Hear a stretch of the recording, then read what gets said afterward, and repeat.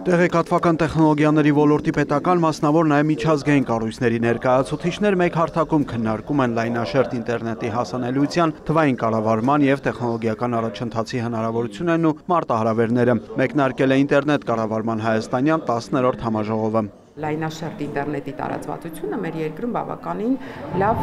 մակարդակի վրա է դրված, բայց դրա հետ մեկտեղ կա բազմաթիվ անելիքներ, ինչը որ մենք փորձում ենք գտնենք, հայտնաբերենք, որ մեզ համապատասխանում է, հնարավոր է բովանդակային առումով օգտակար լինել եւ փորձում ենք օգտակար լինել, դա դասընթացներն են, դա համաժողովներն են։ Միջազգային գործակցությունն ու փորձը կարևոր նշանակություն ունեն ոլորտի զարգացման համար, ընդգծում է տեղեկատվական համակարգերի գործակալության տնօրենը։ Կարևոր հայեցակարգային փոփոխություն է տեղի ունենում, նաև մենք պետք է կարողանանք բոլորս այդ ընկալումը ձևավորել, որ կիբեր ռիսկերի հաղթահարումը կամ կիբերպաշտպանությունը դա մի գործակալության, մի ընկերության խնդիր չի։ Ամեն մեկս մեր տեղում պետք է հասկանանք ինչ ձևով պետք է վերաբերվենք մեր իսկ միջավայրին, որպեսզի կարողանանք լուծել անվտանգ ինտերնետ միջավայրում մեր աշխատանքները կազմակերպելուն։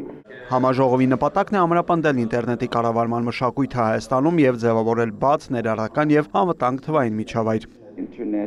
Ինտերնետն այժմ միավորում է 5.5 միլիարդ մարդու ամբողջ աշխարհում, սա միասնական աշխատանքի արդյունք է անհատների, ընկերությունների, գիտնականների, տեխնիկական մասնագետների եւ բոլոր նրանց, ում ջանքերն ուղղված են ինտերնետի լավ ապագային։ Հոբելյանական ARM-IGF 2025-ում քննարկվում են նաև ինտերնետի ենթակառուցվածքների զարգացման, բովանդակության կարգավորման, անվտանգության եւ օգտատերերի իրավունքներին առնչվող խնդիրներ։ Այսօր մենք կանգնած ենք մի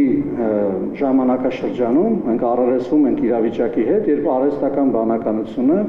փոխում է ամբողջական արդյունաբերական ոլորտներ։ Այն իհարկե արդեն իսկ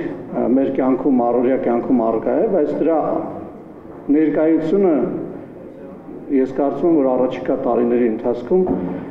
անճանաչելիորեն կփոխի հասարակությունները, կփոխի կենցաղները։ Հայկական KTM դոմենն ամրապնդում է դիրքերը համաշխարհային դոմենային շուկայում, այժմ գրանցված է ավելի քան 46,000 դոմեն, որոնց 62%-ը Հայաստանից։ Վրիուլ Մկրտչյան, Աշոտ Խաչատրյան, լուրեր։